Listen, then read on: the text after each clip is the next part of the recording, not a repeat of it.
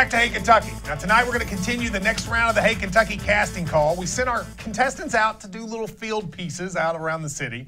And we sent the fast-talking elementary school teacher, Allison Wilson, to learn how to be an auctioneer. Take a look. I'm here with Jonathan Knoll from the Knoll Auction Group, and he is going to help me today learn how to be an auctioneer. So I guess, Jonathan, my first question is, how did you get into being an auctioneer, and how long have you done it? So I've been in the business for 9 years, and when I started, I was actually in college, and I started doing all the fun stuff. I started parking cars, moving all the furniture, and all that type of stuff. And then I kind of got intrigued by the sound of the auctioneer.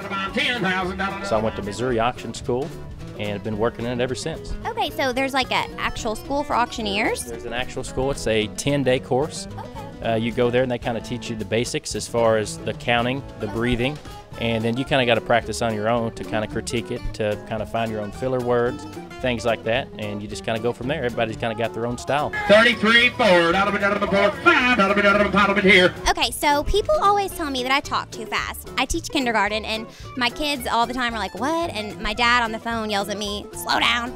So they want me to see if I have what it takes, and especially because as a teacher, I'm probably not gonna have a pension, so I need a second career backup. So if you were gonna teach me how to do it, and I was gonna go auction something, what would you tell me to do? Well, I mean, the first thing is you want to learn how to count in increments, so such as 5, 10, 15, 20, 25, 30, 35, 40. So 5, 10, 15, 20, 25, 30, 35, 40. There you go. Okay. And then now, throw a now in there, so say 5 now, 10 now, 15 now, 20. Okay, 5 now, 10 now, 15 now, 20. There you go. And then try another one. Try to say 2 to get down, 5 to get down, 10 to get down, 15 to get down. To get down? 2 Okay. to get down. 5 to get down, 10 to get down, 20 to get down. Okay. That sounds good. Okay.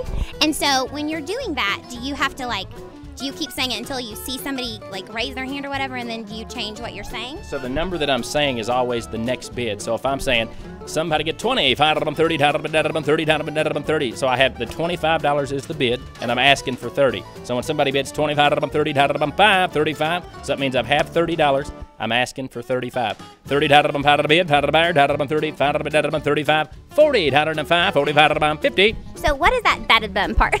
So that filler word is dollar to buyer. 25, 30, here. And so I say dollar to buyer, I say here, 25 here, 30 there, 40, 5. Dollar to buyer. Dollar to buyer, okay. 30. 20 to 5. 25 dollar to 30. Okay. And then you just want to pop your numbers. All right. $5 by 10, $5 by 10, $5 10, 10. Oh, 10. Okay. $10 by 20, $10 by 20, $10 by 20, $20 by 30, $20 by 30. Okay. That's what a ringman does, by the way. Your ringman, so they do that? You don't have to worry about that? That's correct. So if I'm doing an auction, I can basically close my eyes if I have 2 professionals there, and I can be on 25 on 30. If I hear a yeah, then I'm going to the next number. So I have been to an auction before, and I got nervous because you know how some people make a little gesture? Do people ever do that? They do. See, that would make me so nervous. So I sit there like this because I've seen on the Golden Girls where this woman scratched her nose and she ended up bidding on something that was really expensive. So has that ever happened before? It has, but we just try to In real life? Oh yeah, all the time. But we try to just keep going north. We don't go backwards. So if I say 25 on 30 and you scratch your nose, 30, now 5, anybody for 35? We pray that somebody else sticks their hand up and say, I'll give 35. If not, then we'll say, oh my gosh, ma'am, I'm so sorry. You were waving. Okay, the bid was 25 and now 30. Okay, that was just something I've always wondered if that really does happen. It does happen. I mean, so we would never sell it to somebody who was scratching their nose. We would acknowledge them and say, ma'am, you're in at 25, now 30. And she's like, oh no, I was waving at my friend. So basically, practice makes perfect. Any career that you do, the more you do it, the more comfortable you feel. And I think you have the opportunity to be an auctioneer one day. Well, that's reassuring if, something happens with teaching. I really learned a lot today, and I hope our viewers at home did too. Back to you.